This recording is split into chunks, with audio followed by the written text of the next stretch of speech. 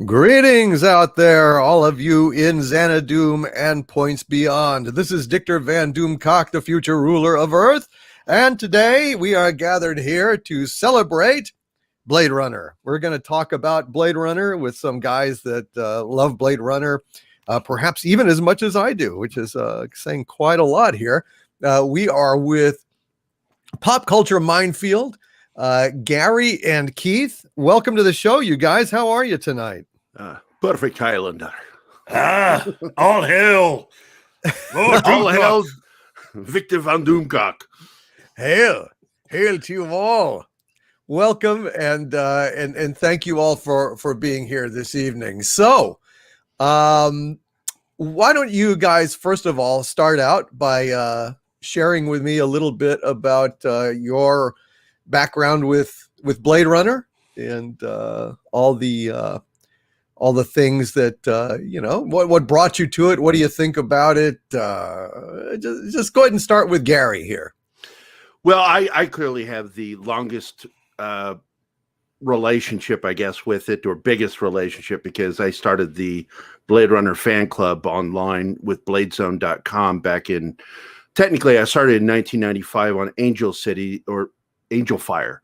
And in 1997, I purchased the domain bladezone.com, and it's been running ever since. And I don't manage it anymore. I just run the Facebook page for Blade Zone. It's run by my friend Gary Willoughby. Yeah, a bunch of Garys run the website.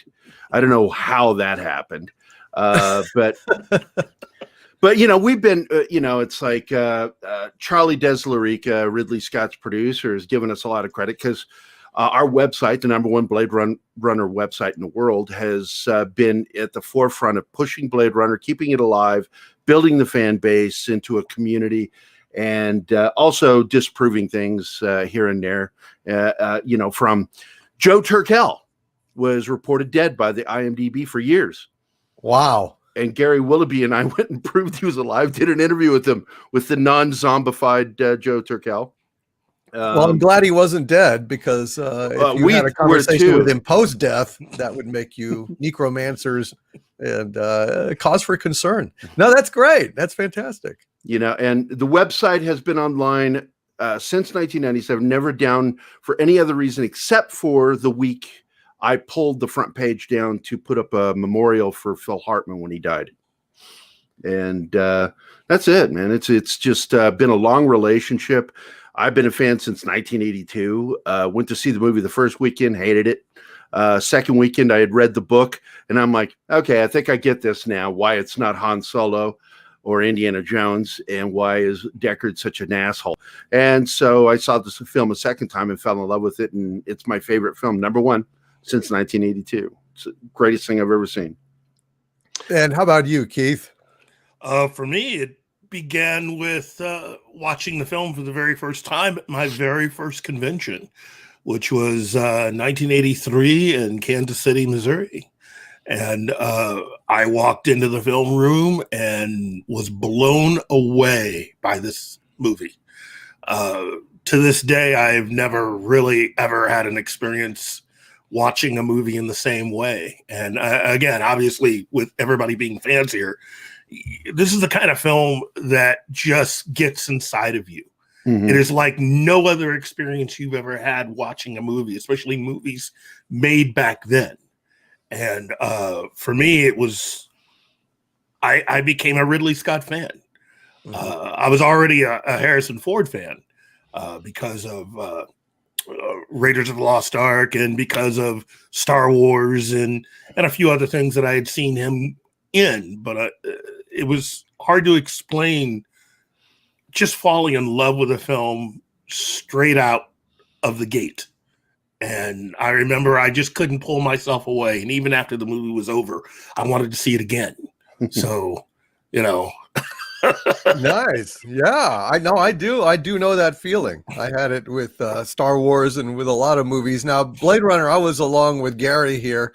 The first time I saw it, I wasn't particularly thrilled with it. I thought, it was very dark and dystopian. And at that time, I was very down on dark dystopian films. Yeah. It was not, I was expecting something along the lines of, Sam Spade in space, Yeah. like after Raiders and Star Wars, expecting kind of an adventure in space with a hard-boiled detective, and instead got this brooding meditation on what it is to be sentient. And so, and it was a very pessimistic thing as well. So I was like, well, this isn't for me. But of course, like Gary, over time, it exerted its special magic on me. And to this day, when people ask about, well, what are the greatest films ever made? Generally, the first one that comes to mind is Blade Runner, along with films like, I don't know, Casablanca and Lawrence of Arabia and things like that. But this thing is unique, and it's astonishing. And even through its production history, I still find that it is remarkably consistent in its depiction of this world, start to finish. It's one of the greatest things ever made, and certainly it's beyond compare in terms of its visual impact, I think, on cinema, on geeks like me. And that's I just somebody in the chat here was talking about Mr. Londell's Groovy Movie. Says the theatrical release did have that Sam Spade feel to it with the narration. Yes. Absolutely, which is one of the reasons that I love that opening first version so much. I mean, and there's a lot of history around the narration that Harrison Ford didn't put forth his best effort. That's why he sounds so deadpan, but that actually isn't true. He did the best job he could. It was a very odd experience because there was a lot of rewriting after they fired Ridley Scott as far as the narration went, because he'd been fired like 3 times during the production. And the Blade Runner partnership hated him. I'm friends with David York and Bud York's son, who is half of the partnership. No kidding. And we've talked about it because he's the reason why we got the video game back in '97 when we launched our website. And we were deeply involved with doing a review and everything when the game came out. And he understands the frustration with his dad because he had frustration dealing with his dad making the video game. Mm-hmm. Oh yeah, I'll bet. It was all about money. Hot Wheels, Matchbox, every major car toy company approached us at Blade Zone how to get the toys made, and we're like, you're not going to do it. They're going to want to charge you so much for the licensing that you won't be able to recover it. So that's why we didn't see toys for a long time. It wasn't until we got into the 2000s that we started seeing them lightening up a little bit.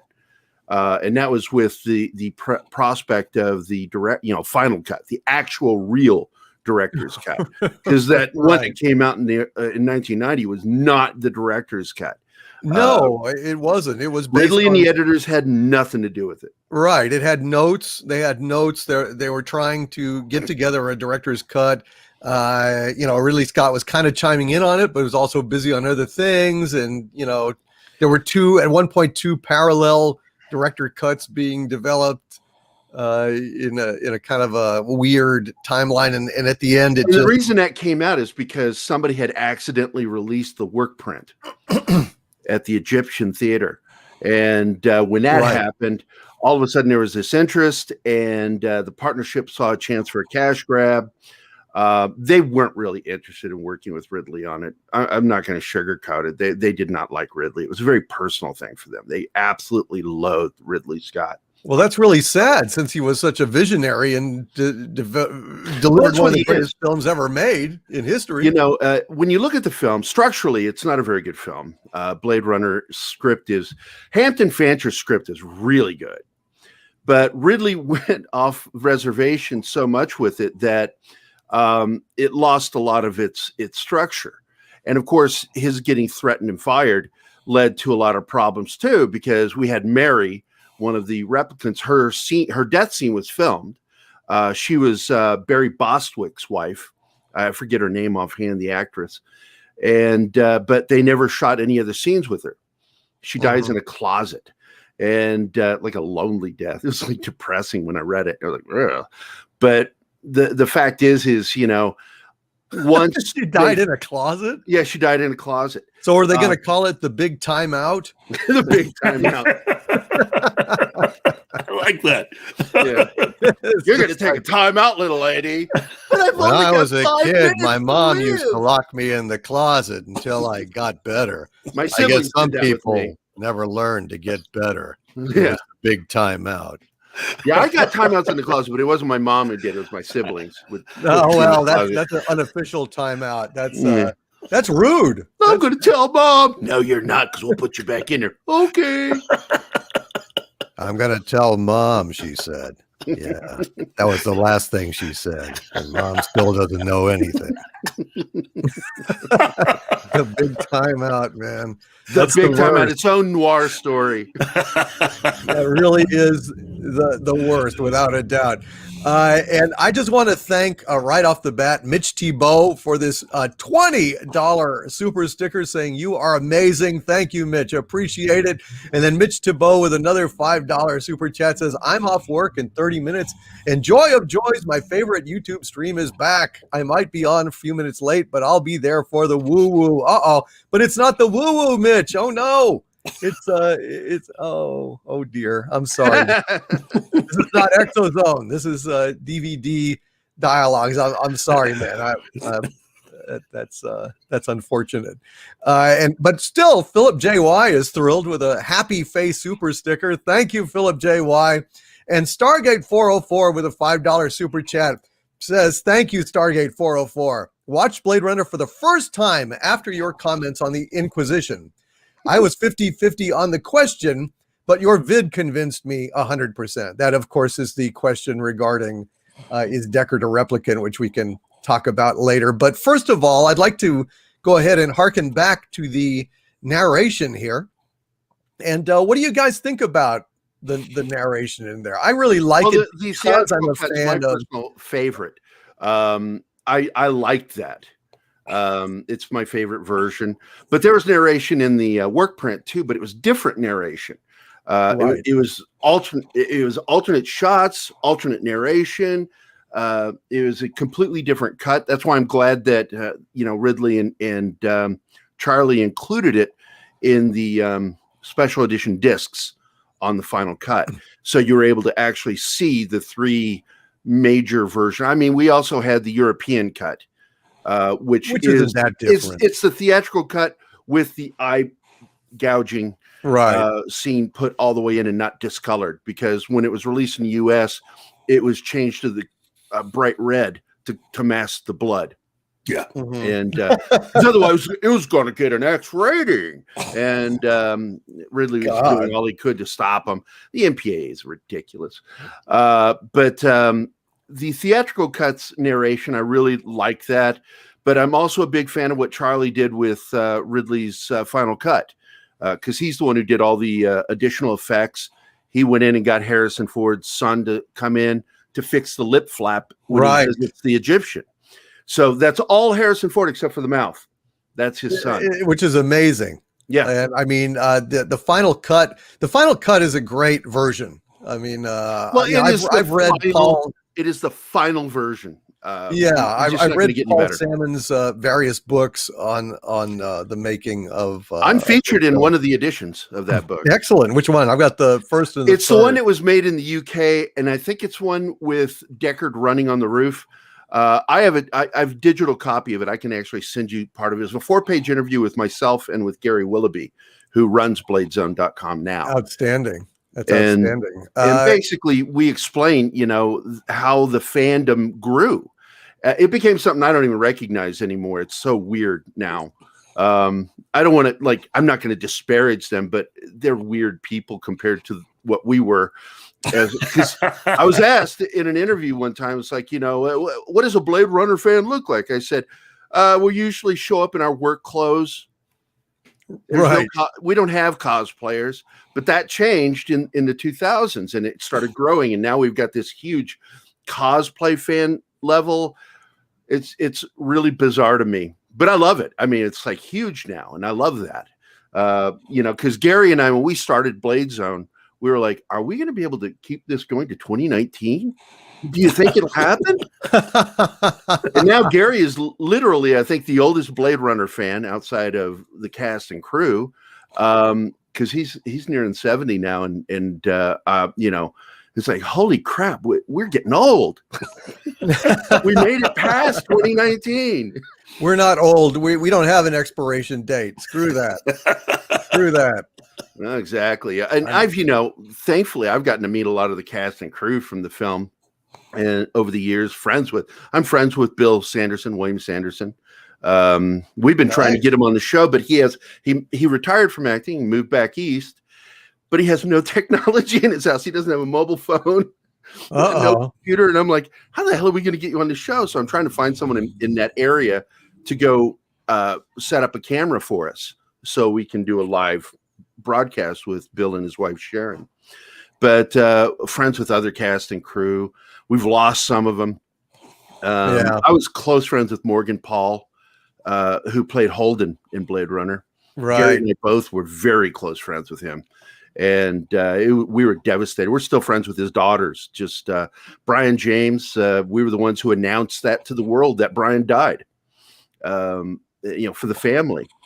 It's a really weird relationship because it's a community thing. Like I keep saying, we built a community, and there's a lot of friends, family members. We all talk to each other, and it's that much of an impactful film to so many different people. And it is better than visually better than 2049. Well, I haven't bothered to see 2049 and never will. 2049 is a better script. It really is. Doesn't matter. I don't care. It doesn't matter in the slightest to me. Yeah, Blade Runner is the greatest film, or one of the greatest films ever made. Didn't need a sequel. Not interested in anything that's going to impact in the slightest my conception of the original film. I'm not going to. Too many times fans are like junkies. They really are. They're like it's a film that nobody wanted a sequel to. Old highs, and so whenever a new sequel comes out, a reboot comes out, a remake comes out, they go see it like junkies, chasing that same high that they got on the original. And of course, these films go down the toilet. They soil the memory, like Picard or like Star Trek Discovery, soil the impact of the original, and then you're stuck with that. You've got that lodged in your head, and it's really an obnoxious thing. It's a horrible thing to have something like that in your head. And I might have seen it if Deckard was not in it, or if they didn't have anything to do with Rachel. But since they did, I have zero interest in seeing it and never will. Well, it's such a different take on a lot of it. It expanded on the universe, but I think it left a lot of us flat. It's like, that was nice, but we didn't ask for this. We were really nice. Blade Zone was really nice to Warner Brothers, and in turn, they were nice to us regarding stuff. We got a lot of free shit, so I'm not going to complain too much. But I did. I got like the big suitcase with the Final Cut and all the toys, and I'm not going to complain. But when asked about it, when people ask me, it's like I don't watch it. I've seen it one time. I had to. And because of who we were. Gary felt the same way. But I want to bring this back to the 1982 film, because the discussion that you and I got into, where you and I actually met for the first time, was the whole is Deckard a replicant thing, which if you watch the 1982 film, it's nowhere in there. It's just not there. That doesn't appear until the final cut or the director's cut, which led to the final cut. And it's something that I don't agree with you remotely on. I don't think hardly any of us that are baptized deep in the Blade Runner community agree with. I'm glad I was able to set you right then, because I've gone ahead and done a very thorough examination of it. The unicorn stuff was shot for the original, cut out because of Tandem. It was in a draft. It was. Of the original. Let me finish, please. Okay. It was originally in a draft by Peoples and Fancher. There is the origami unicorn. There are the glowing eyes, which could have certainly been removed in the final cut easily if Ridley Scott can go ahead and he did that on purpose. The new face onto the stunt woman with a precise motion control. He can go ahead and do the dimming down of the eyes, which I could do in about 20 minutes with my crude home equipment. Ridley Scott is the author of the film. He says he's a replicant. He's not the author. Hampton. Yes, he is. Hampton is the author. Not nonsense. Decades of film theory disagree with you. The author of a film is the director. Hence Steven Spielberg film. Hence Ridley Scott film. Hence James Cameron film. I agree with you in that the writer aspect, lays down a blueprint, but the director is ultimately the auteur. That's auteur theory of this is where I lie as a film critic myself, published for 20 years. Basically, a film director or its screenwriter are your prosecuting or defending attorneys for making a case. The audience in the end is the only judge and jury, and you have to weigh the evidence given. And when you see the evidence given in the film, you can actually explain it away on many different things, which are rep detects are profilers. They are high-level detectives that are capable of not only reading people, but manipulating them in conversation. It's part of their job, part of the job description. So therefore, we know that Gaff gets into Deckard's head pretty early on with the origami. He's fucking with, I'm sorry, am I allowed to say the F word? Yeah, no, that's no problem at all. We know he's fucking with him, and we know that it's having an impact. So therefore, the dream of the unicorn becomes a question of, was that planted through manipulation, or was that planted because he's a replicant? Then we have to look at the logic behind him being a replicant, making any sense to the story, which it does not. And I mean, it just logically doesn't work. It doesn't function within the story. Of course it does. No, because he's weaker than the characters he's hunting. So what? Why would you do that? There's no logic in that. He could be exactly like Rachel. Well, Rachel was an experiment. So therefore, how do you know he's not? Why the hell would you think that Deckard wasn't an experiment? Do you think that that Terrell would say, "Oh, by the way, you're also an experiment"? No. Well, then you look back at Holden, who also had glowing eyes. Was he an experiment? And I can't say. He was like basically killed in the movie. No, he wasn't. He's still alive. He's on a machine. Well, but in the movie, he's dead. I mean, now in the work, no, he's still alive. He's in the in all the cuts. It said that he's no. You're right. So what? Remove him off the machine. Gone. So what? So what? It's part of the evidence. It's your trail of evidence. Where is any evidence? If there's evidence in the film of him being a replicant in the dream, there's also evidence against it. What evidence against it? I never hear the evidence against it. What is it? That there's no use of it within the storytelling process. It's never used because something like that is a plot device until it becomes part of the story, and it's never part of the story. What the hell are you talking about? Of course, it's a part of the story. No, it's a plot device. Plot devices are not story. He puts the origami unicorn on there, which ties into the dreams that he had, and the Rachel's photograph that it was a fake reality that wasn't. Right. Well, the photograph may not have been fake because that was actually a photo of the actual niece, but her having it and believing it was what was fake. The memory. Of course. The whole memory implant was that. But when it comes down to it, it's like, no, there is a difference between plot device and story. Story is the thing which drives you from point A all the way to the end of the film. And devices are things that are thrown in, like visual things, or the unicorn itself is a plot device. It's not part of the story. It's not used in any way to advance the story via dialogue or through it's action. Outside of the plot. It's part of the plot. It's part of the, okay. it's a plot device. I don't get what the distinction is. It's kind of spurious. It's You're still not explaining how Gaff knew about the unicorn. Well, I mean, the fact that he has the unicorn at the end, makes the origami, I've always assumed just meant that I got into your head. There you go. Literally, because how would he know about his dream? Well, that comes into the whole manipulation thing. It's the same way magicians. It's not like Gaff was going around saying, "Oh, by the way, Deckard, unicorn. Hey, Deckard, we're looking for unicorn replicants out there, and I hope that unicorn." Well, you're ignoring the fact that is unicorn. the potential. There's nothing about unicorns. You're ignoring up until that point. You're ignoring it. Is all you're doing. It's still there. What like it or not, it's still there. Drop. Whether you like it or not, it's still there. There's the potential of that being what happened is that Gaff basically guided Deckard the whole film, manipulated him. And how did he manipulate him into the unicorn? Answer. Oh, just simply by inventing the whole. I mean, it's like, why was the dream there in the first place? Which was he wanted a better life. He wanted out of. Put it there psychically. He wanted out. And it's an archetype. Unicorns are an archetype in Jungian psychology.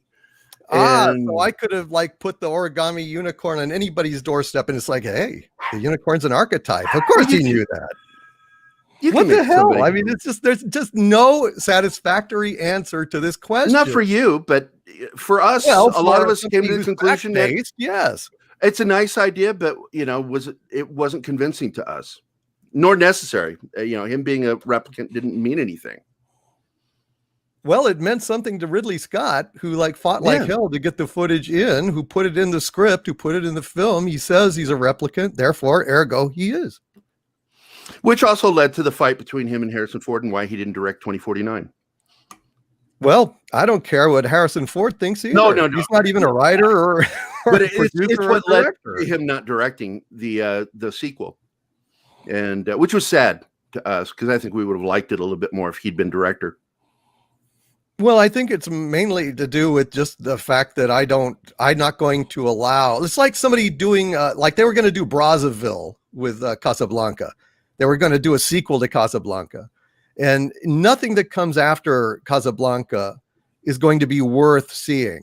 No. Casablanca is a timeless classic, just like Blade Runner is. Just one of the greatest. It's a one story. That's it. That's all we need.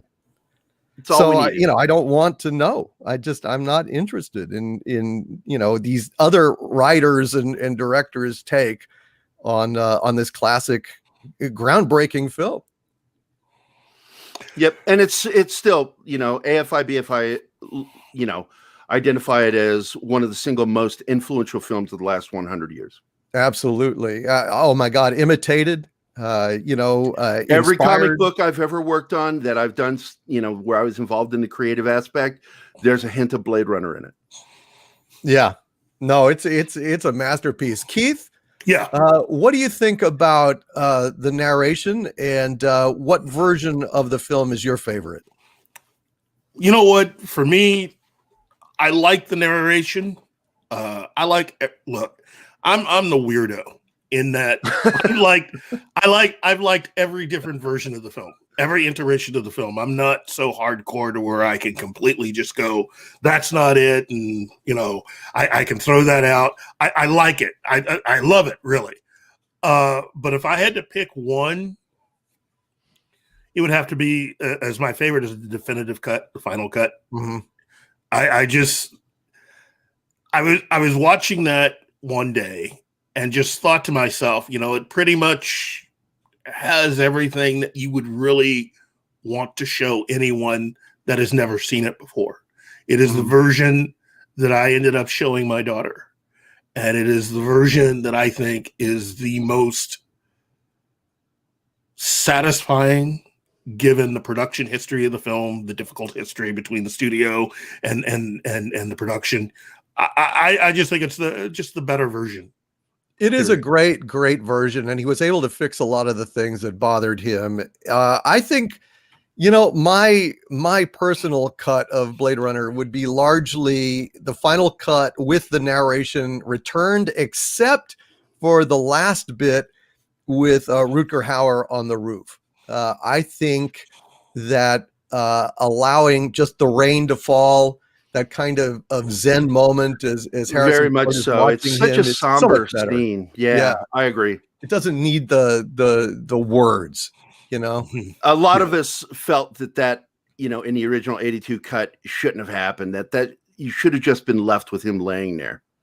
Yeah, I absolutely Or sitting agree. there, sorry. Because it just trivializes it.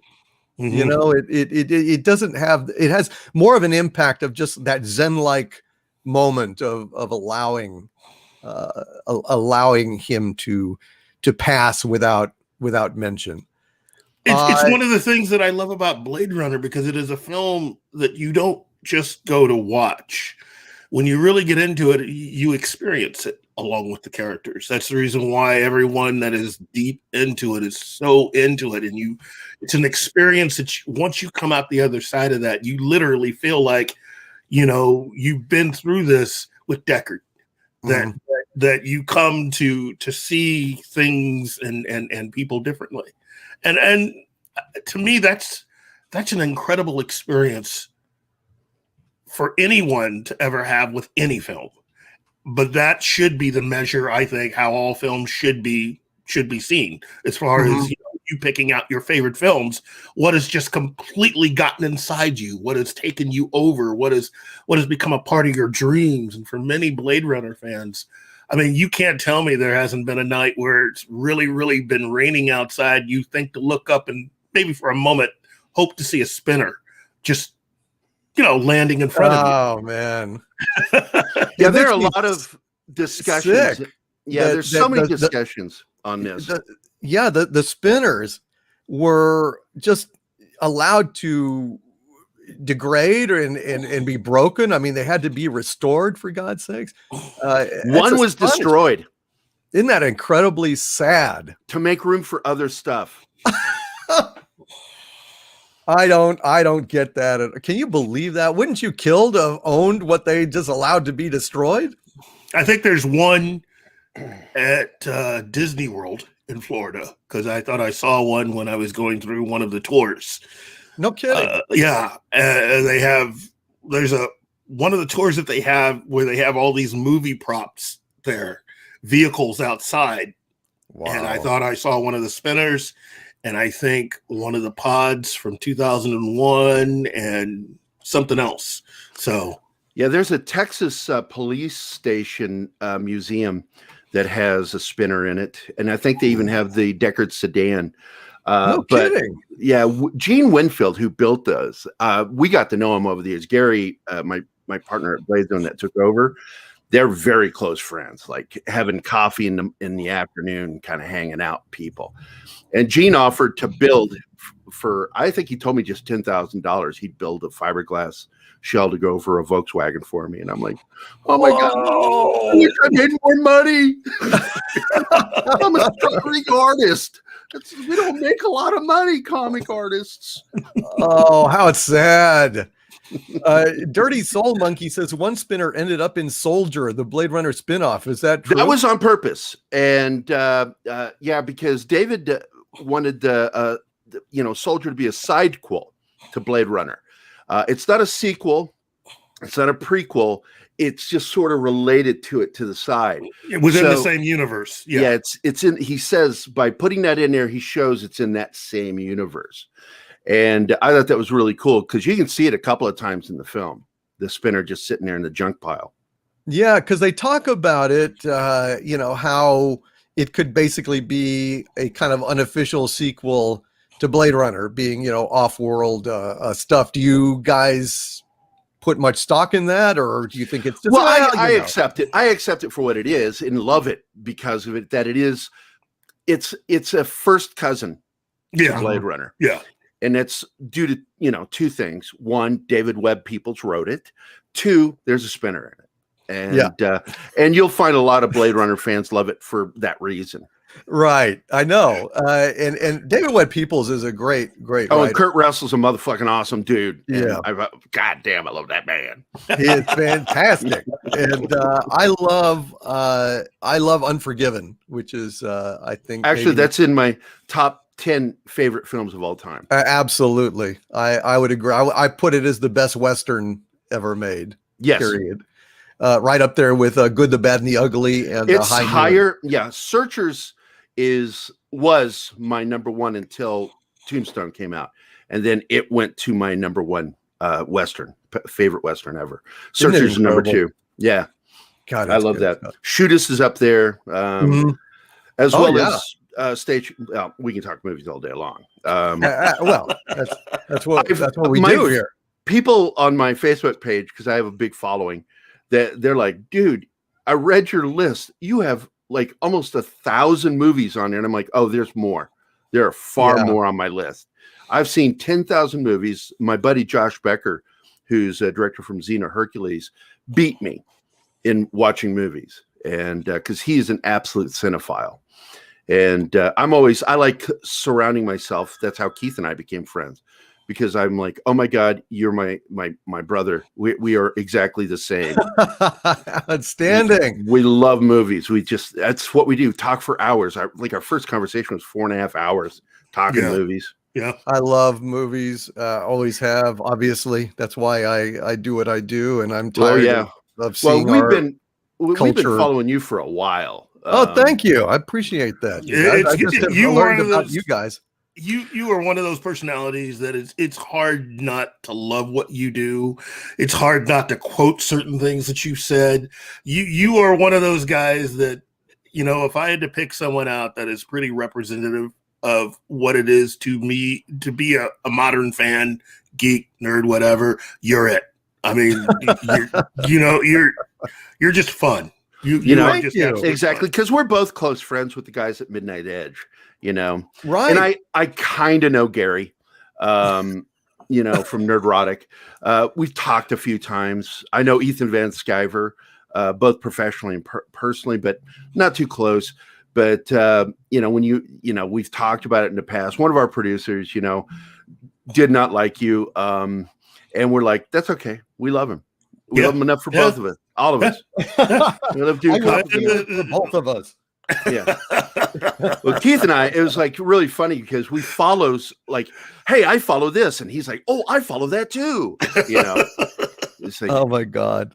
You guys are cool, and I am typical of a geek, a typical geek, in that there's just certain things that our obsessions, certain things, push our buttons on various topics.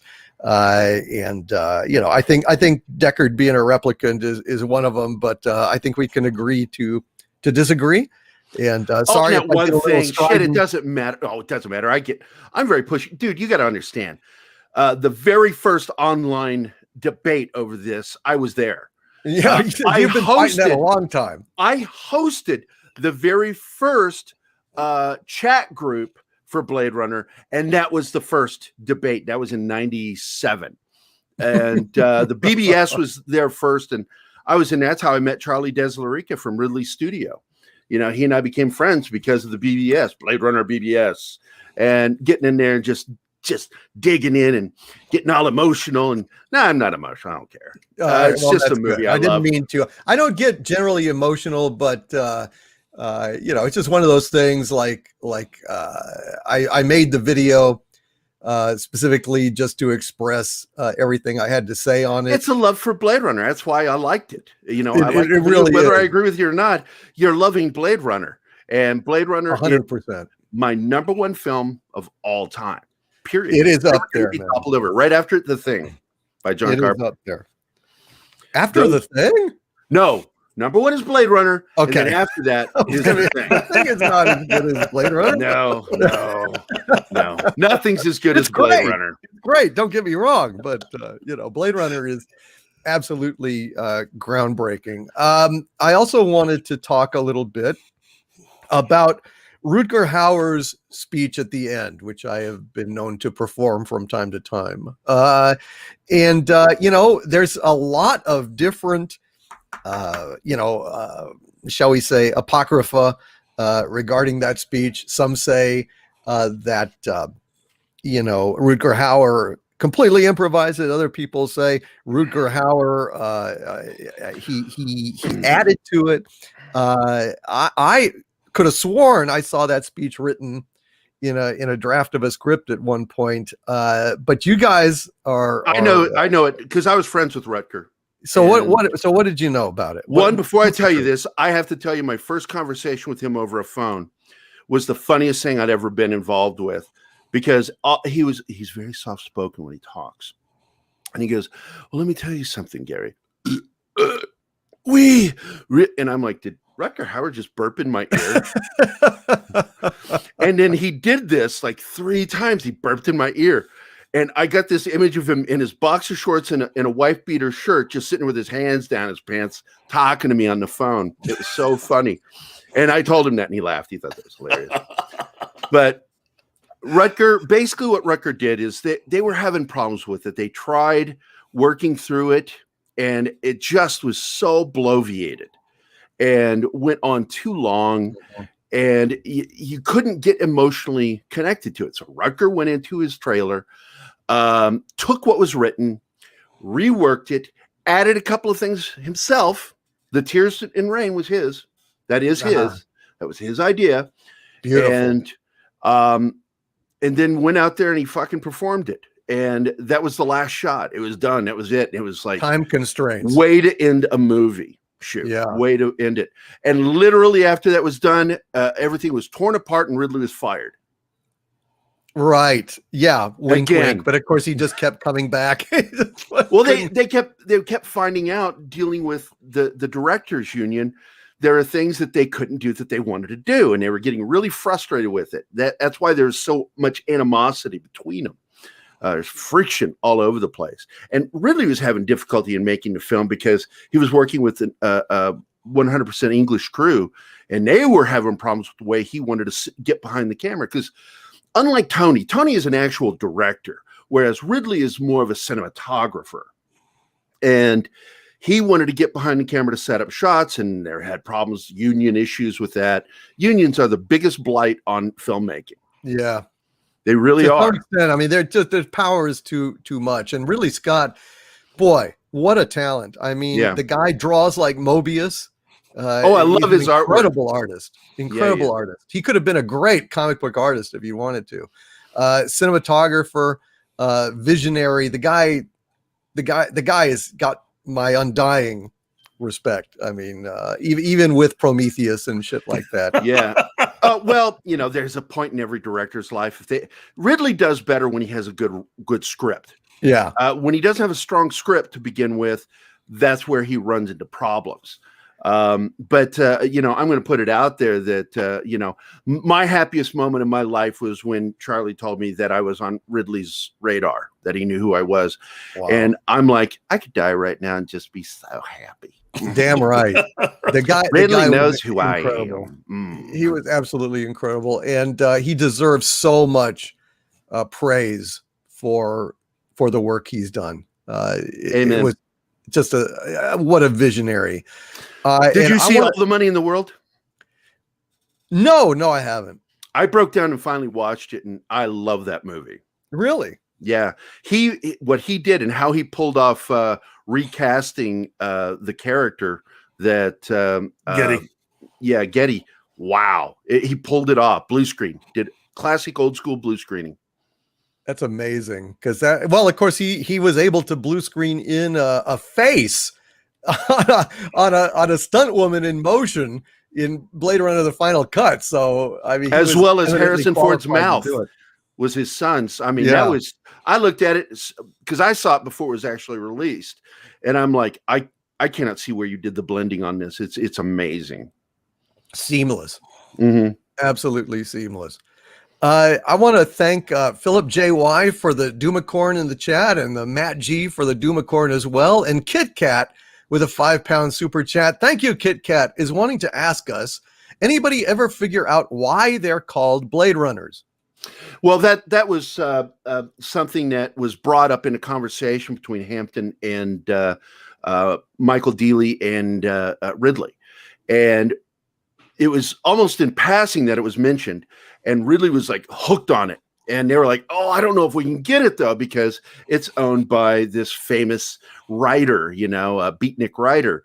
And Burroughs, because, right? William J. Burroughs, because Burroughs had bought the original book that was written in the 60s and wrote a screenplay on it, and the screenplay was never produced. So he turned it into a book. So it's called Blade Runner, a movie.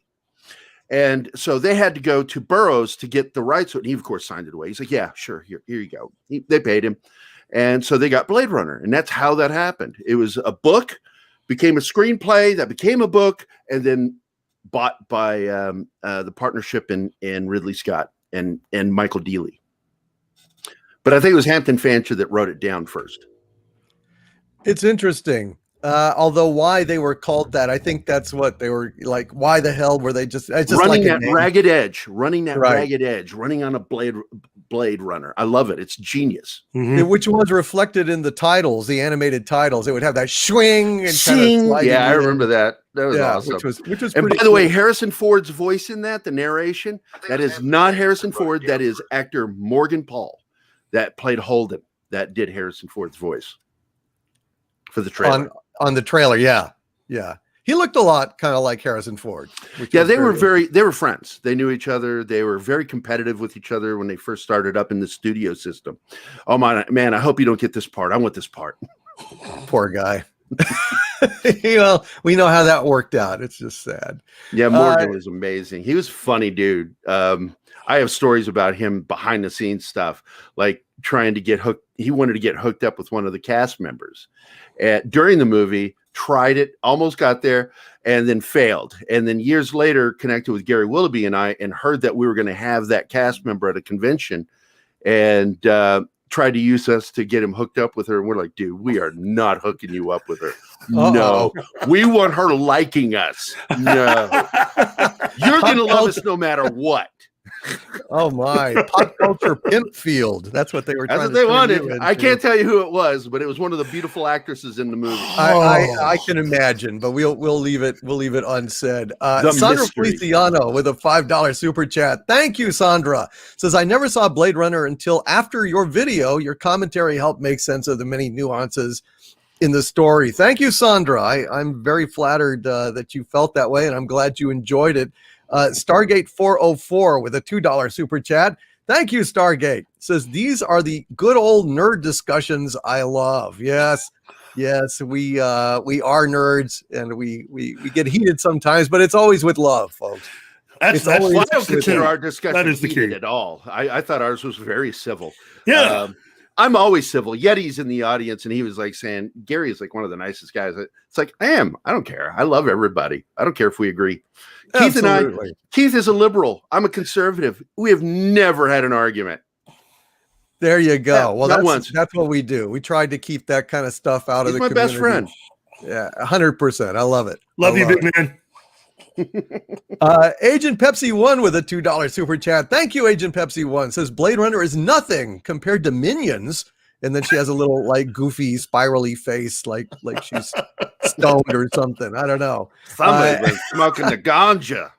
I don't know about Minions, Agent Pepsi 1, but okay. I don't think I've seen Minions. What is that? Is that like a spinoff of it's those little yellow guys that right? Talk funny. Well, she thinks okay. Well, I think she's goofing on us, but yeah, I think so too.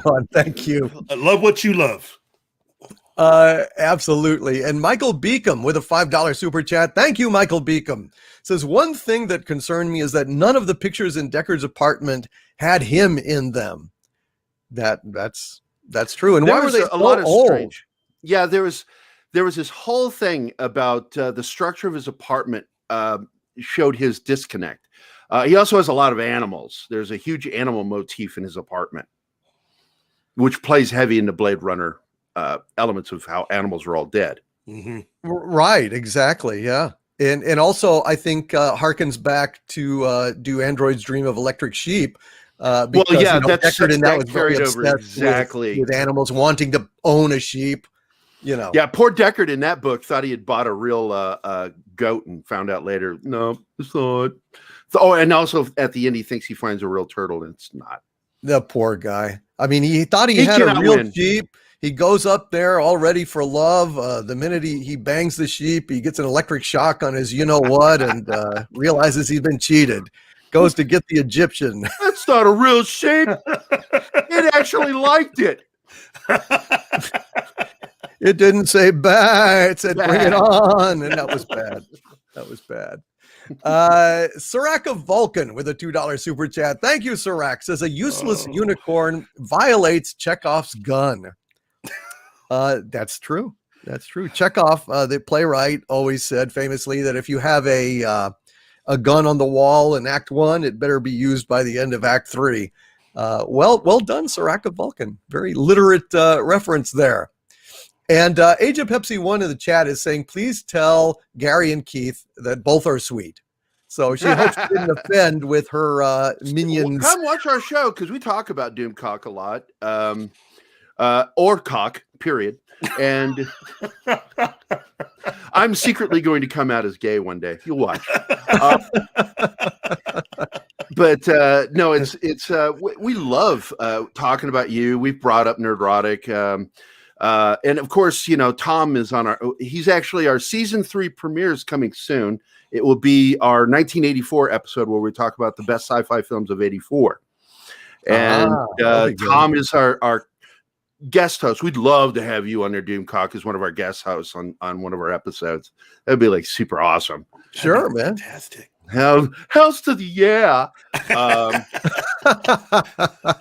But as some people like we've been guesting on a lot of other shows recently, and YetiCast discovered, holy shit, if we get Gary and another strong personality on there, it gets rowdy. I'm so glad because I told Keith I'm going to be on my best behavior today because, you know, I do not want to be bad behaved in front of Doomcock. Well, that's because Doomcock, you know, we could actually hit him up to at least give us a country when he takes over. That's Hell yeah. right. So that is coming, on, people. You on my good side for future dictatorial purposes. Biden will bend the knee. They all will. All of them. Yes, including Kurtzman, but Kurtzman. God, we dog on him. See, I have one degree of separation with him because I worked with Josh Becker, who was a director, writer on Hercules and Xena, and he was one of Kurtzman's bosses. And so he's to blame. So he told me, he says, that guy has never been talented. He absolutely failed upward. He was always there when somebody would had to go, and he would get the job because he was there. God, it's kind of like Woody Allen says, showing up is 90% of the. That's it. That's how Kurtzman succeeds. And he's a terrible writer. He does not understand anything dealing with structure. We could go on forever talking about how much we hate Kurtzman. Chris Chibnall. Ryan Johnson. Kathleen Kennedy. Damn them to hell. They did it. They blew it up. Yeah. That's basically it. He's doing a Clarice Starling series without Hannibal Lecter. Says, yes. We did an episode with Script Doctor about that. It's like that is just crazy. How you could do a Hannibal series without Clarice, but you can't do Clarice without Hannibal. It's an essential character to who she is. Yes. I agree entirely. And they think that they could just have a fucking death head moth like land on her face periodically and ooh, spooky. No, not really. It just means that, you know, it's a hygiene problem and she needs to wash more. Well, they're just going to have to make sure when bugs she land eats, on you constantly. That one, and when she eats, she needs to go like that. Yes. And a nice Chianti. Yeah, it's pathetic. Josiah Clinch, I had it with some fava beans. Yeah, some fava beans. Josiah Clinch says a moss for Vic the pug later in the is DC. I'm not sure what that means, Josiah. Keith, what does that mean? I'm trying to decipher. A MOS for Vic the pug. I don't know what that means. Maybe that's a super chat for poor Vic. Hail to you, Josiah. Thank you, my friend. Very, very much appreciate that. Jingle Fett with a $10 super chat. Jingle Fett Rock says, calling something a unicorn is an expression. Yeah. It means something is perfect, but also isn't real. Rachel is a unicorn. Deckard thinks of her like that. That's one of the things that was brought up by reminding him that's what she is. That's right, because in the cutscene, when Gaff comes over to spend the night with Deckard, and they're like kind of in their PJs on the bed talking about boys and girls and popping corn together and doing each other's fucking nails, Gaff says, Rachel really is a rare unicorn. And he goes, like the harp starts playing, wong, wong, wong, and the screen gets all wavy, and you hear Mr. Sandman, and then he's lying there thinking of Rachel bare-breasted galloping on a unicorn, and then she becomes the unicorn. And then Deckard tries to pork the unicorn, but realizes it's artificial when his wang gets a shock again.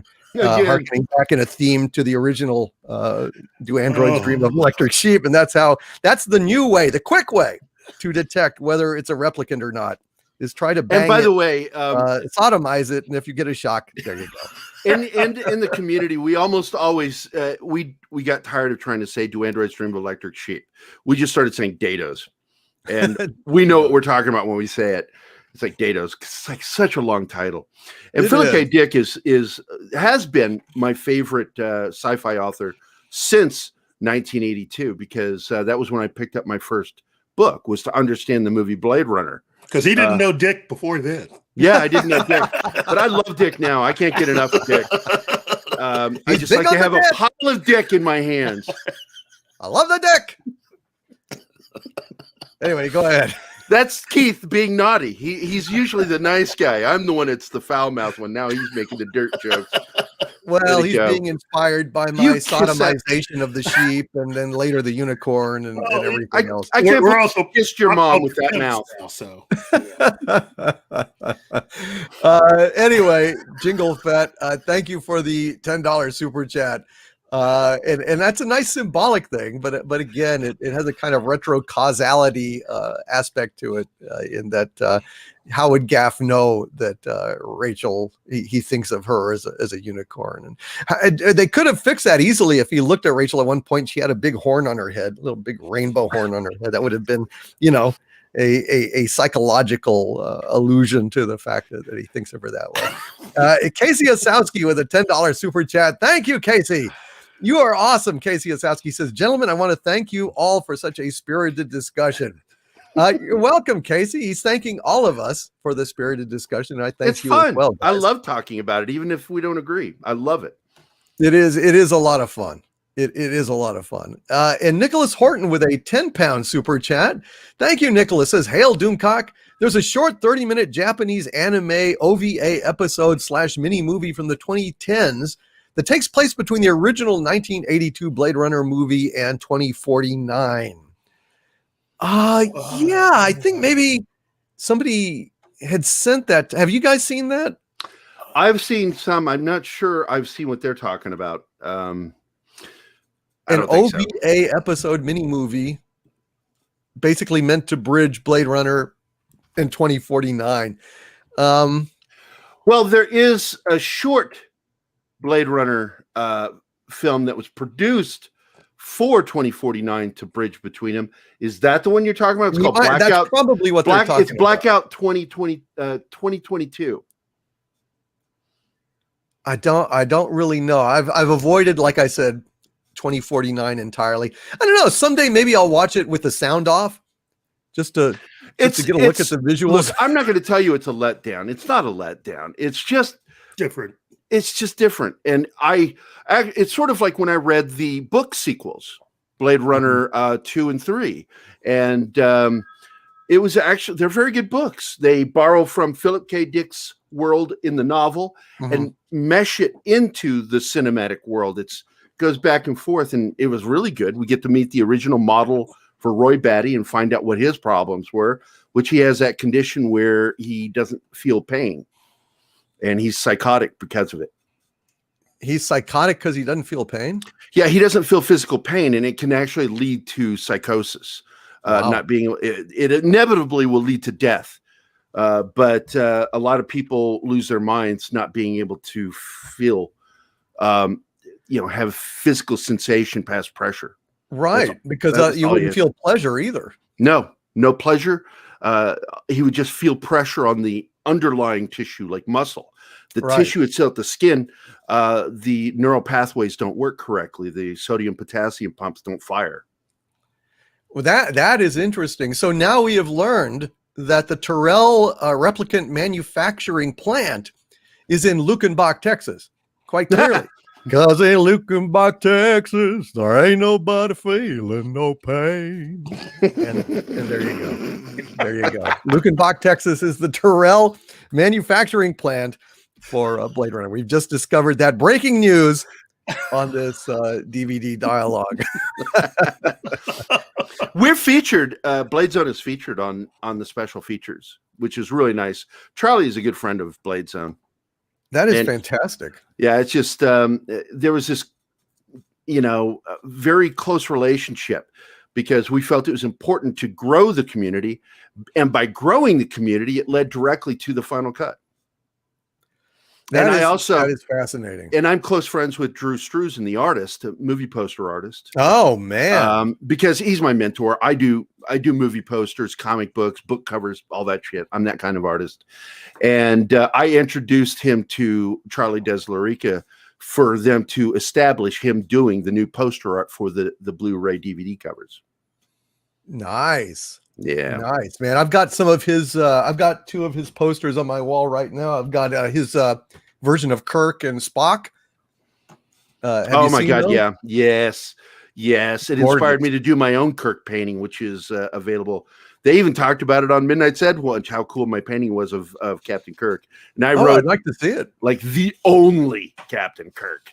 I did. I shared it in a private chat with you. It's in another chat, not the one with Keith and I, but a separate one. Nice. I'll send it in that one, the group chat. Thank you. I'm a big fan of William Shatner and Kirk. I love what he does to SJWs. I love him. I love him so much.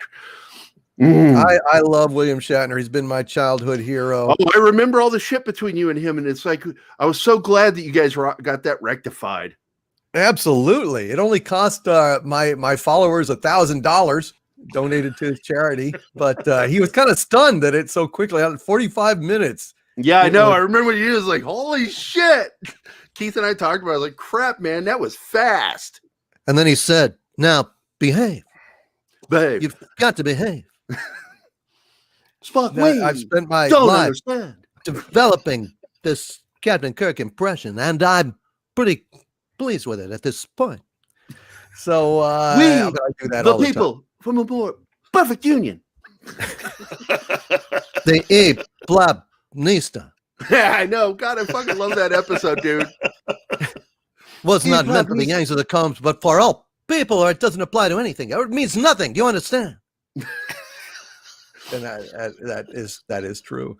And Rogue Scholar says on here, Shatner destroyed the SJW saying Kirk is straight. Yeah, and he was straight. I mean, there's nothing wrong with being gay or straight. He was absolutely a womanizer. He was a pussy hound, and that's one of the reasons he's my captain. Oh, captain, my captain. Yeah. And Darius Munchausen, thank you for the Dumicorn. Muzzle Velocity, thank you for the Dumicorn as well. And Anti-Derivative Jill, thank you very much for the 3 Dumicorns, like the 3 amigos. Darius Munchausen with a $2 super chat. Thank you, Darius. Says, what esteemed guests we have today. Yes. Thank you, Darius. Thank you very much. They're enjoying it. You know what's funny about being with the Blade Zone fan club? Because, Keith and I started doing this thing, and I'm known for my comic book work and stuff. And then, like, one guy walked up at me at a convention. He goes, "I'm sorry, are you the same Gary Cassell from Blade Zone?" And I went, "Yes, I am." So, because like usually only people within the Blade Runner community know who the hell I am. With that, nobody fucking knows who I am about Blade Runner. Nobody. It's a small world, but an elite one, and it's great to be known in an elite world. I think that's super cool, man. That's super cool. And Basil, the musical and Pumpin' Seagull, with a $2 super chat says Pavel Chekhov's gun was a phaser. Yes, but Anton Chekhov's gun was just probably a flint musket or something on the wall. I don't know, but that's very true, Basil. And thank you for the super chat. And Michael Beacom with a $5 super chat. Thank you, Michael. Says Eureka. We wonder why Deckard envisions unicorns, but if all animals are dead, then all animals are equally theoretical / imaginary to him. Magical. It's magic. Yeah, but he knows what owls look like and ostriches and stuff like that. Besides, he's got a memory of seeing it, which is a different thing. Eric O'Sullivan with a $15 super chat. Thank you, Eric. Wow. Says, my liege, I admit I've never noticed the Promethean burn in Deckard's eyes in that one scene, the telltale glow of the eyes.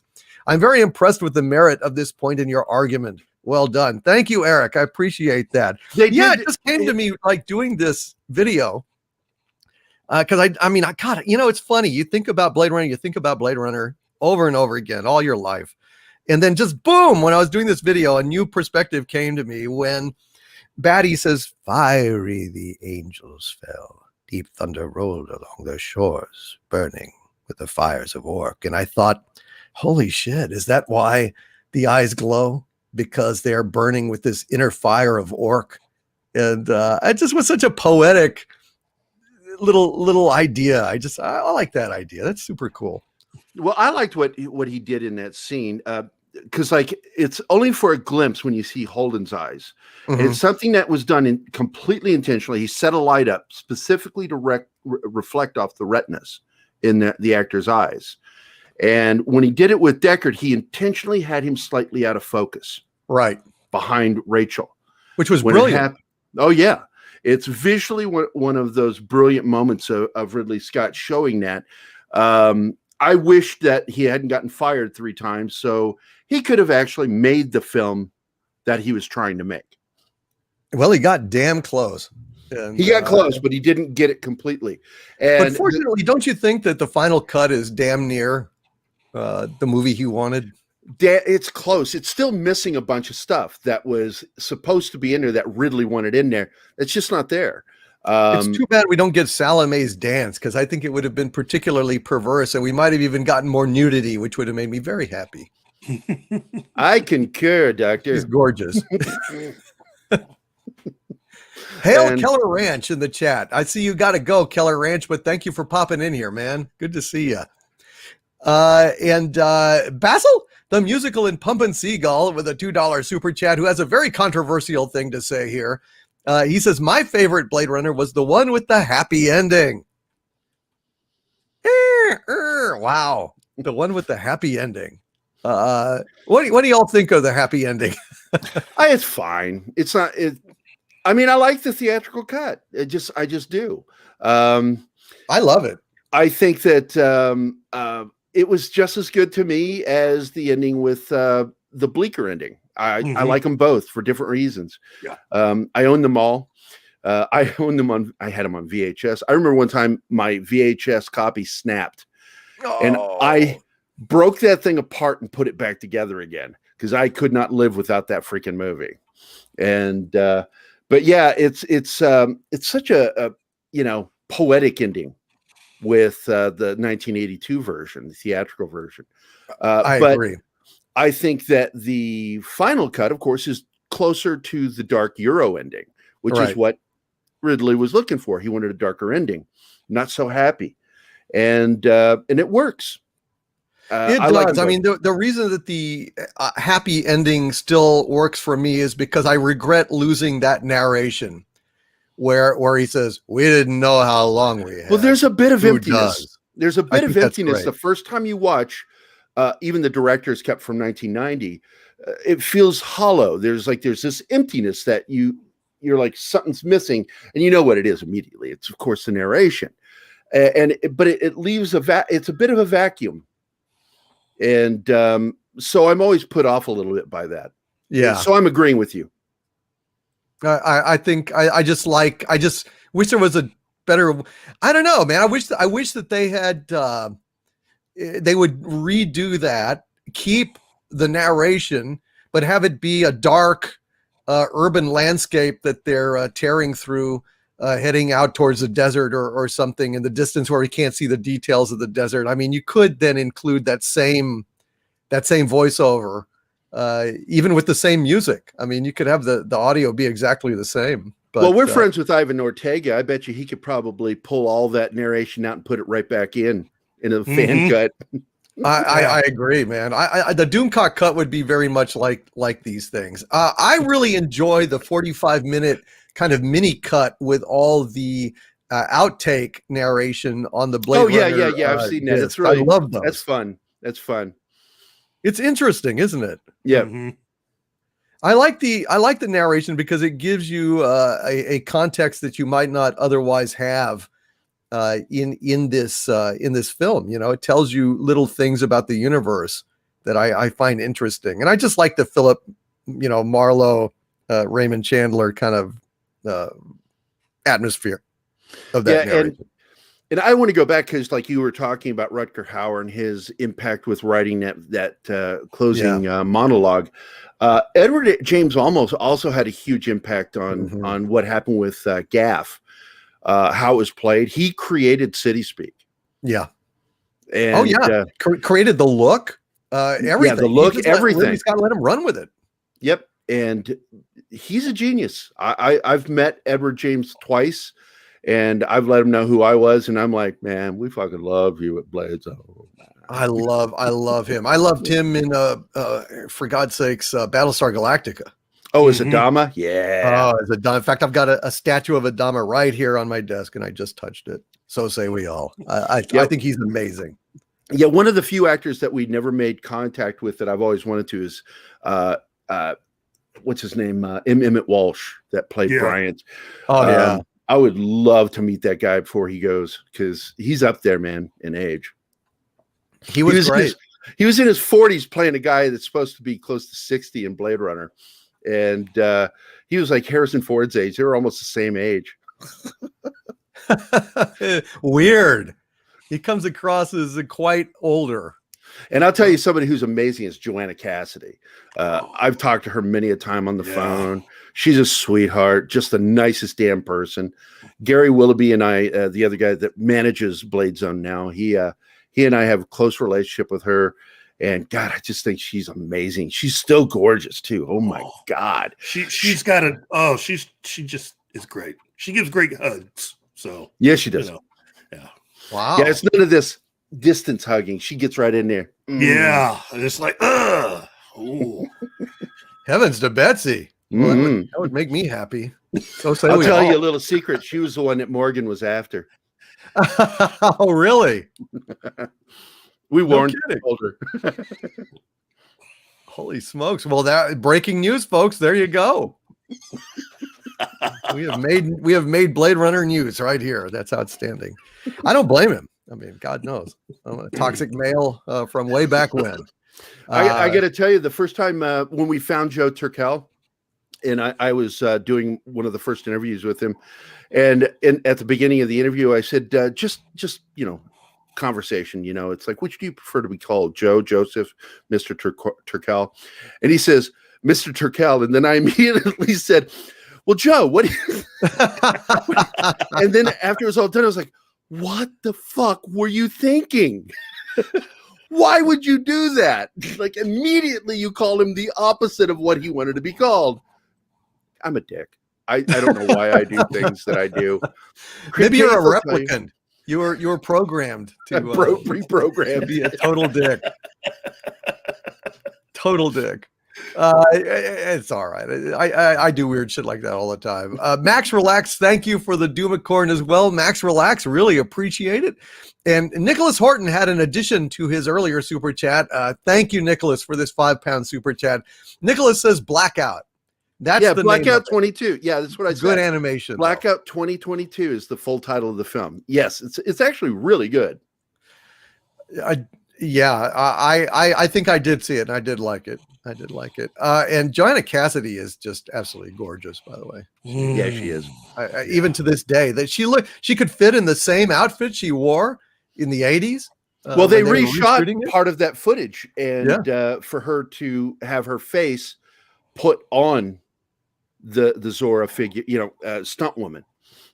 So she had to go in there and shoot some of that, and it was just amazing what they did. She went in and did that. She still physically fit into the costume. Oh my God. Oh my God. Boy, I'd like to buy that costume subsequently. I know a few guys who like to wear it around the house. Oh, I wouldn't want to wear it. I would just have it around and grope it from time to time. Kid Cat with a £5 super chat. Thank you, Kid Cat. Says the true stars of Blade Runner, the city and its lights, the almost empty buildings, the restless crowds, the never-ending rain, the haunting music. The haunting music. From what I understand, initially Ridley Scott was not all that taken by Vangelis's score, which seems to me absolutely unbelievable. Is there any truth to that? I have never heard that. I've never heard it. That doesn't mean it's not true. That's weird. Because I mean, my God, talk about a great score. Mm-hmm. It still blows me away that when they released the soundtrack, they didn't release Vangelis' score. They released a different. Well, there was version. A licensing issue. Yeah. And it led to one of Frank Zappa's musicians releasing the version that was released. Mm-hmm. That was one of Frank Zappa's guys? Yeah. And he New American Orchestra or some bullshit like that. They went out and recorded it like really quick for Polydor. And it's close. It misses the mark a lot. One of the only composers I feel that comes close to it, and I'm not a fan of that guy, is the guy that did the Batman and Batman Begins and all that, Hans Zimmer. I can't stand him. I joke all the time. If you want droning music, go listen to Hans Zimmer. But that worked with Blade Runner. So when he did Blade Runner 2049, he actually captured the feel of Vangelis, or Vangelis, as some people call him. I think it is Vangelis, but I call him Vangelis just out of I did too, because that's what I've always called him since 82. Right. I'm just whatever. I think his name should be Vangelis. Vangelis, it just sounds like, I don't know, some kind of nasal spray or something. Yeah. And now Vangelis will really help you breathe. 5 milligrams. May cause anal leakage. Only if rectally applied. Do not insert no spray in the butt. It's just not a good thing. Some people just don't know how to take their meds, man. Yeah, it's true, man. It's true. But I got to tell you, Hans Zimmer, I agree with you mostly, although there are a few exceptions. I really love his score to Inception. I think it's it works in Inception. It worked score. In Batman, but did not work with Man of Steel. No. Well, Man of Steel is a tragic misfire. It's intrusive. I don't like it. And somebody was like, one of our friends, mutual friends, Travis Aiken's a huge fan, and it always bugs him when I take digs at Hans Zimmer. And Travis is like, you got to listen to his show, this live show. And I'm just like, oh my God, no, this is like torture. If you want to torture me, make me watch Hans Zimmer's live orchestra now. This is worse than my dad making me stay in the living room with him as a kid. That was how he punished me. Don't make me go to my room. I wanted that. The same thing with Hans Zimmer. Just don't make me listen to him if I don't have to. Dear. Although he did also have a couple of other good scores. He did Crimson Tide is a great score. And oddly enough, True Romance. He did True Romance. I know that film so well, and I don't even remember the score. I have to go back and watch again. I own it. Well, it was really brilliant. What he did is because, it opens up in Detroit in winter. And, you've got the snow and you've got the dark and you've got people huddled around trash cans, like, burning for warmth and stuff. And he plays this steel drum theme that, comes to fruition at the end of the movie when they go to Mexico. And so I thought it was quite brilliant. It's quite an interesting juxtaposition. The steel drums in the Detroit winter was quite clever. Yeah, it's a good bookend. I like that. End with what you opened with. I like that. Yeah. I'll have to check it out because, like, some of his scores aren't really that bad. I really do enjoy some, but some of them drone on. You're right. No, you're quite correct. I hated what he did. There was no distinct theme. Everybody's like, oh, but I said, it's hinted at, and you shouldn't hint at anything with Superman. Yeah. No, yeah. It just doesn't really work for a comic book movie. No, Although and I'm not fond of that movie anyway. Yeah, it's not so great. I have my issues as well.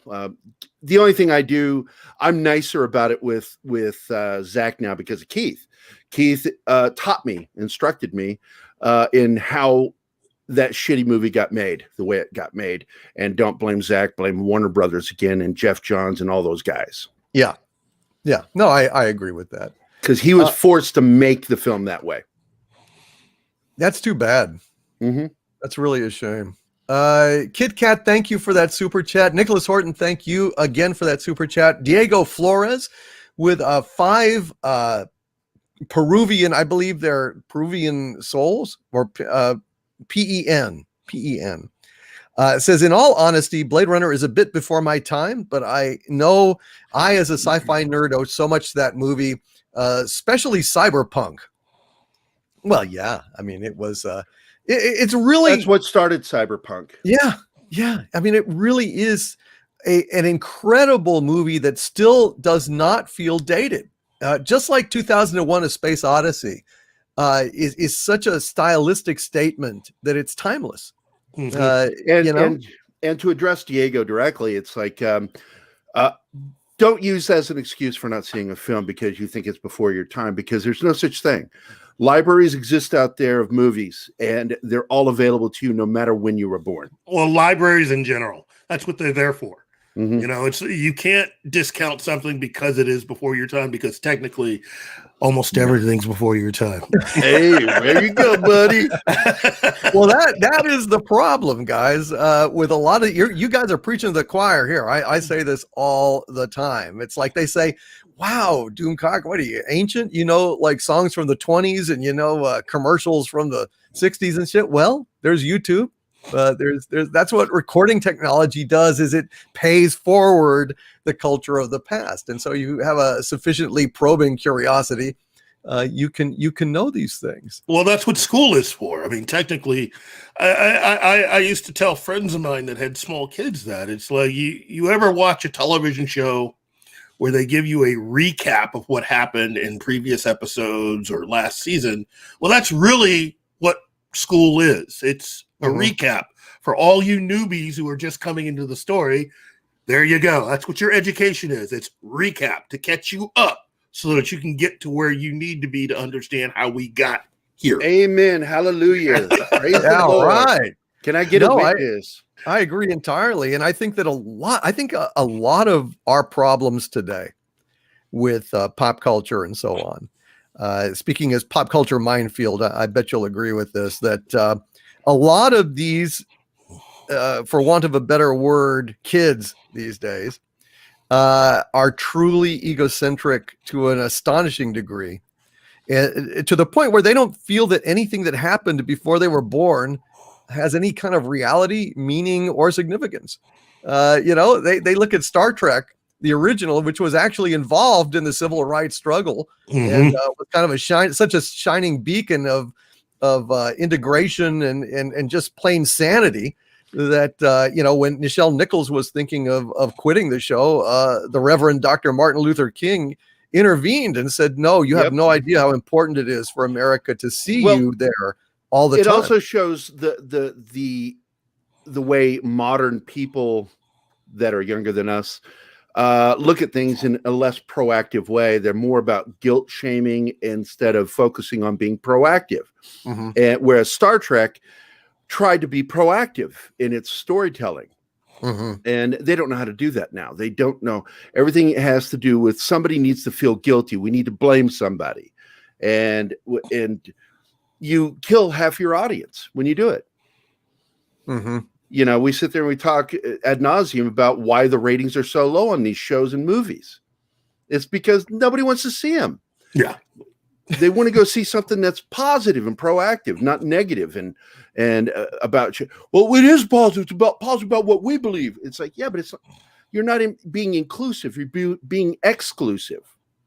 That's really what Kurtzman Trek is. It's exclusive. It's not inclusive. It's like divisive. I Yeah, mean, very. basically, these so-called SJWs are furthering the cause of segregation.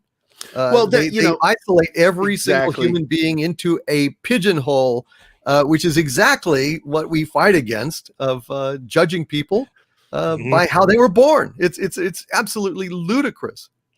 Yeah, the exclusive that I'm talking about, of course, is being exclusionary. They exclude people. And one thing that, like Keith and I, we joke about race all the time. I mean, it's like we make fun of it. It's like, it's no big deal. Like when somebody says, well, you're a black man, and I went, wait a minute, what? I'm black?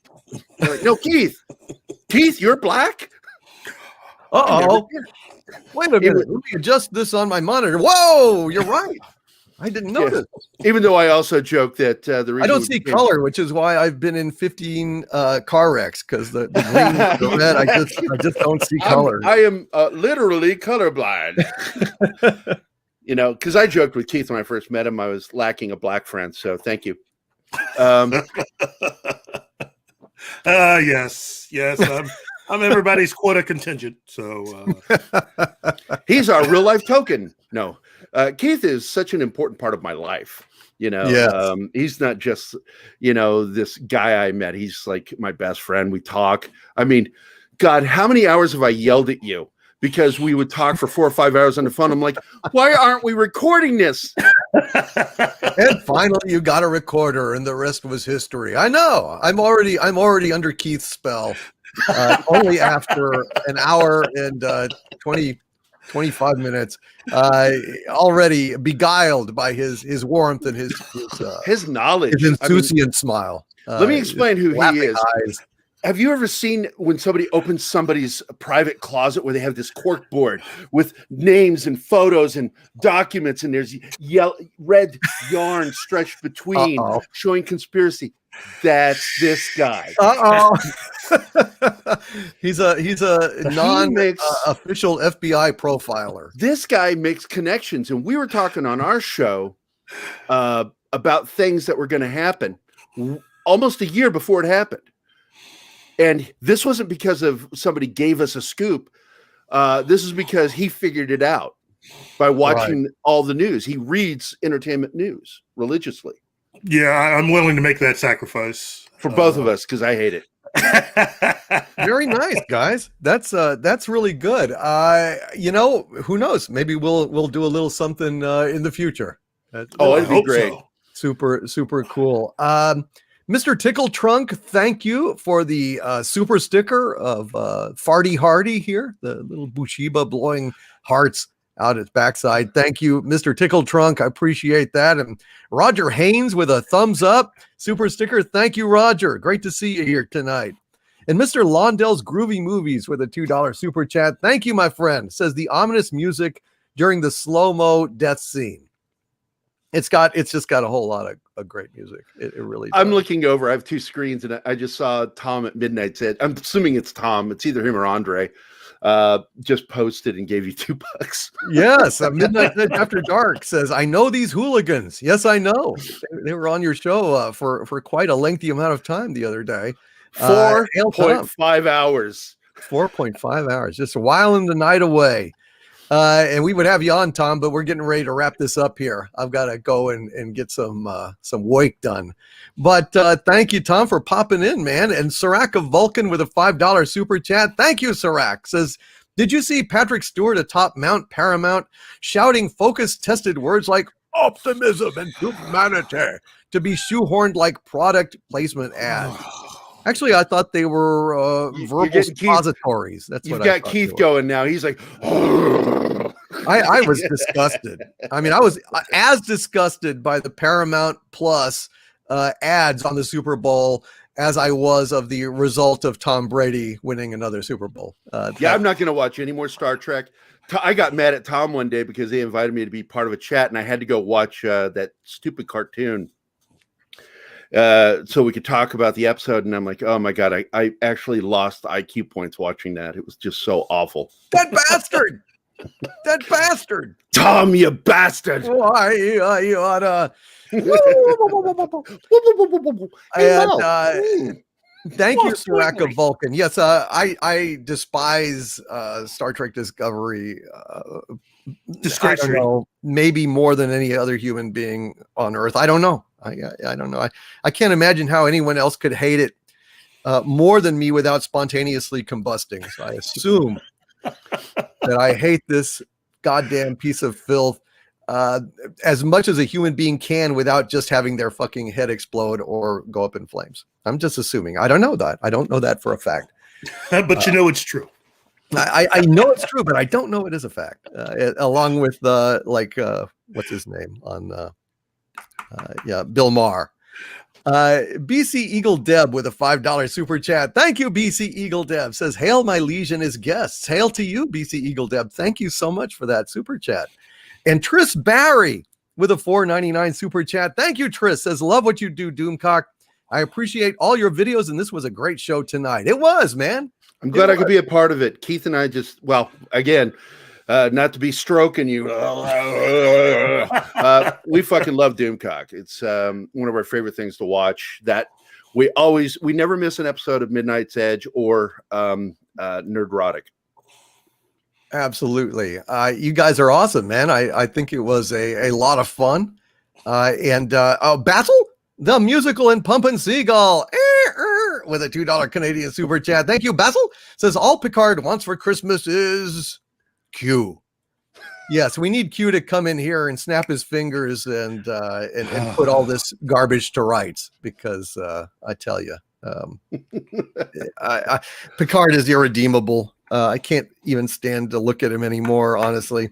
And it settles the whole debate about who is the best captain. There's no doubt about it. It's Shatner. Yep. Shatner over went on and allowed Captain Kirk to be degraded and mocked and humiliated, for God's sakes. No doubt about it.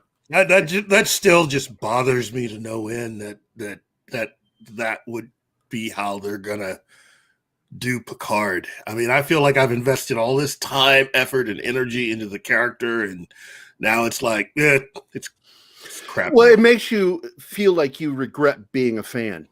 Yeah. And nothing should make you regret being a fan of something. No, but my God, I mean, it makes it unbearable. Absolutely unbearable. Amen. Jingle Fett in the chat is saying, and Greedo shot first. What is that? What's that got to do with?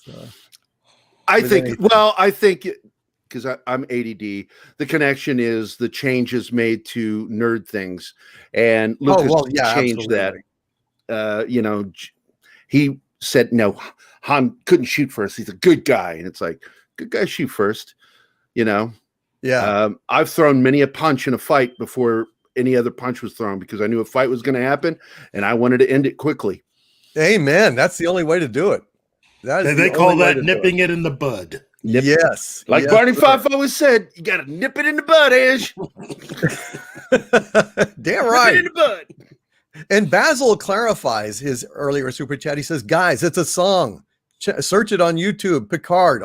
All I want for Christmas is Q. All right. Fair enough. I just have not heard that song then. Never heard of it. I will. And here's a good super chat here. Piano Dean with a $5 super chat. Thank you, Piano Dean. Says, I'm unfamiliar with Pop Culture Minefield, but I subbed and will surely enjoy watching your tons of content. And hail Overlord DVD. Thank you, Piano Dean. Thank you so much. 2 years, and we're getting ready to start our third season. We started in January of 2019 and didn't have anybody watching. We just did it anyway because we love talking. He's my best friend. That's the way to do it. That's the way to do it. I really hadn't heard of you guys, but now I do. And you're on my radar, and we've met, and it's an honor. Keith blames me because I'm such a loudmouth and obnoxious. The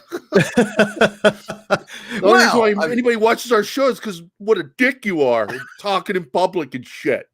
We're total geeks, man. I mean, that's how it is. That's how it is. You get a bunch of geeks in the room. There's gonna, be loud voices, and shit might even get thrown. Who knows? But it's just, we disagree passionately, and unfortunately, things are so bad in pop culture. We've had to divert from our friendly internecine warfare to warfare on the media, society, all of these The idiots media and destroying entertainment our gave birth love to stuff. people like us.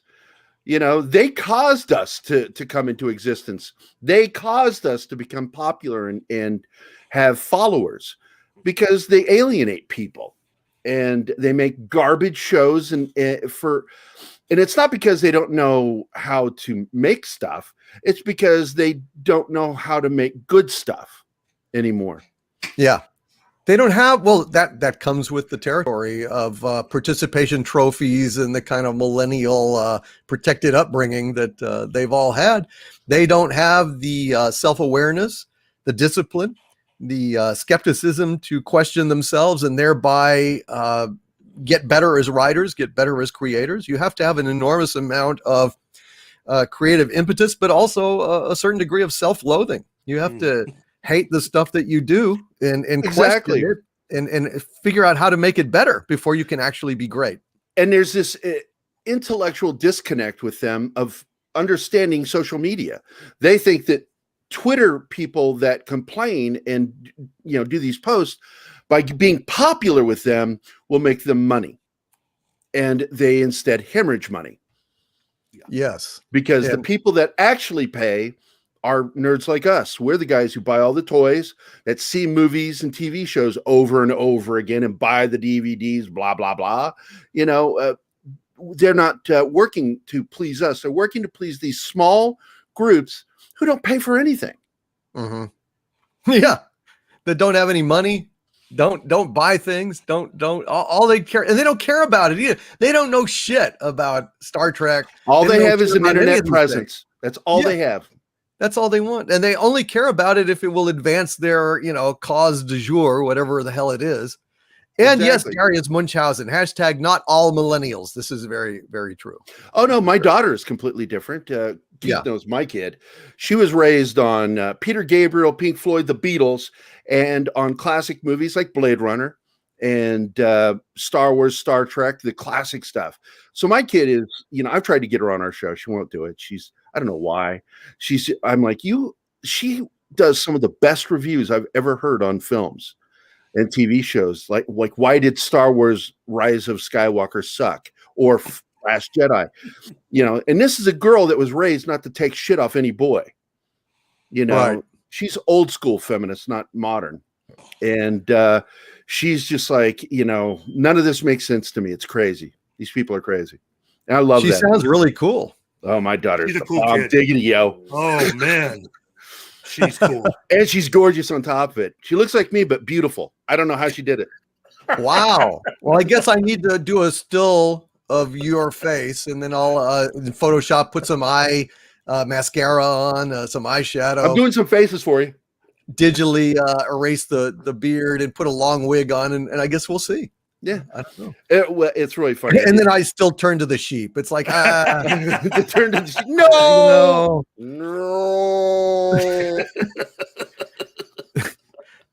The sheep says, "You're a replicant too." That hurt. We're both of us are fathers. Yes, his kids are amazing. We've raised our kids to at least understand enough of what has come before to be fans of good quality stuff, to be able to go out and make their own proper decisions, and to be able to see a lot of what's going on right now is just crap of the highest magnitude. So It absolutely is. Exactly. And by the way, now that we're talking about your family, tell them who, is my biggest fan. Oh man. Yeah. My little brother is the biggest fan of Gary, of everybody on the show. He just thinks Gary's the best. Well, see, that's really annoying. It's like, it's like a prophet is not without honor save in his own country. Keith is really the best part of our show. My job is to set him up, pull the trigger, and then shut the fuck up. I'll make a joke here and there, but really I need to let him carry the story. And because he's the guy who teaches. He's the one who talks about stuff and breaks it down. I love doing that. So basically you ask him a question, you mute yourself, get up, go get a Fresca, come back. And he's wrapping up around the time. I have done that. Greg. I have done that. And then you ask him again, well, why don't you elaborate on that, Keith? And Tell us some more about that. Go on, and then he'll get up and he'll go get a spitz. I have not done that. I've done that to my dad, where I've tuned out of conversations on the phone. I put it on speaker and walk away, and I come back and he's still talking about the same thing. And I'll go, yeah, but was there any outcome from that? I had no idea what the fuck he was talking about. And what did they say? What are your thoughts on ducks, Keith? Outside of being most foul, ducks are. That's a those joke. ducks, they're really dangerous. They spread a lot of maladies. Oh, and then you get the Two bill. dad And it just In hurts. stereo. Hey, I'm just sitting here trying to wing it. That's all. Come on. I'm gonna go get some Fresca and Quackers and go ahead and talk about that. I'll be right back. Quackers. We'll float this next subject. And you got a couple of new ones, and I found this Dalek 451's comment very interesting. Which one? What? Super chat? Super chat, yeah. Oh, let me get back to him here. Let's see. Thank you, Piano Dean. I'm glad that you subscribe to Pop Culture Minefield, and we've been putting your link to your channel in the chat periodically. Thanks, guys. Here. So absolutely, you'll get hopefully some subs out of this. Big Tex with a $4.99 super chat. Thank you, Big Tex. It says, I say the four of us ought to hang out in the alley, drink some Alamo beer. I've got some coupons for you for propane. Thank you, Big Tex. It's an honor. Giggity. I tell you what, y'all joking about pork and sheep on the roof. You don't know how bad it is to be probed. That's really spot on, dude. Both of those. That was really good. Thank you. Michael Beacom with a very generous $20 super chat. Didn't say a word, just pop that in there and says, be seeing you. What side are you on? That would be telling. We want information. You won't get it. By hook or by crook, we will. Y'all know what that's from? The Prisoner. The Prisoner, the greatest damn show ever made. Hook or by It is crook. one of a kind. Yeah, we've talked about it on our show too. I love The Prisoner. That show scared the shit out of me as a kid. Well, Those bouncing orbs. And everything yeah. was so bizarro. And I'm like, but I couldn't stop watching. I'm like, I can't stop watching. Rover. Yes. So-called nicknamed Rover. Yep. And Dalek 451 with a That's the £5 one. super chat. Thank That's you, the Dalek. one. Says, hey, I want to make something very clear. I'm 29 years old and I'm nothing like those idiots and freaks. I'm not one of them. Thank you very much. Exterminate. Thank you. Exterminate. 451. Exterminate. Your inflection always has to go up at the end of a word to do a Dalek. I love that. They're kind of screwed up. You were wrong. You're wrong. The doctor. Yes. Well done, Dalek 451. Yes, not all millennials are like that. And good night, Agent Pepsi 1. Thank you for being here. Thank you for all of you guys being here. This has been a lot of fun. So yes, subscribe to Pop Culture Minefield. You want to tell them where we got the name? Gary and Keith. You can call Keith because Keith and Gary, not confusingly spelled. Keith and Gary always sounds good to me. It's got a good ring to it. But we got our name from a really cool way. You want to tell them, Keith? I think it's a particular artist that you know that gave us our name. I'm close friends with Graham Nolan. Nice. I worked with Chuck Dixon, and the first comic I ever worked on, big comic, was the A-Team, and I worked with Chuck Dixon on that, and we became friends. And if you become friends with Chuck Dixon, you're inevitably going to meet Graham Nolan. And Graham gave our show its name. He named our show. That's nice. It's a good name. And he's been on our show a couple times. Mm-hmm. And I love that guy. I love his whole family. They're amazing, the Nolans. Man, so you've just got a field out there, and when you step and you hear that click, you know you're standing on Star Trek Discovery, and the minute you lift your foot, it's over. It's over. Oh, sweet Jesus, I hope it's not a Bouncing Betty. For those of you who don't know what a Bouncing Betty is, look it up on Google. It's a landmine called a Bouncing Betty. It'll change your life. It changed a lot of people's lives. It wasn't designed to kill. Bouncing Betty, Bamble Dam, Bamble Dam. I don't know where that came from. Black Betty, Bouncing Betty. I don't know. I want to thank you, Doomcock, because you've just given me an idea for another T-shirt. Pop culture, Minefield. We have those shirts that, again, to people that are wanting to be a part of what we do, please look into also buying our merchandise, because, we like that too. But absolutely. Pop culture pimps is what you called us. And that could be another T-shirt that we may have to put out there. One of our shirts is, what's that? Well, y'all, trying to. If you would have been, if you had set up, Holden to score with Zora, that would have been very bad. Oh. Plus, I'd have punched you in the face and said, "What about me?" Shit, fuck Holden. He had his chance and he blew it. For God's sakes, you're on the set with the woman. Talk to her.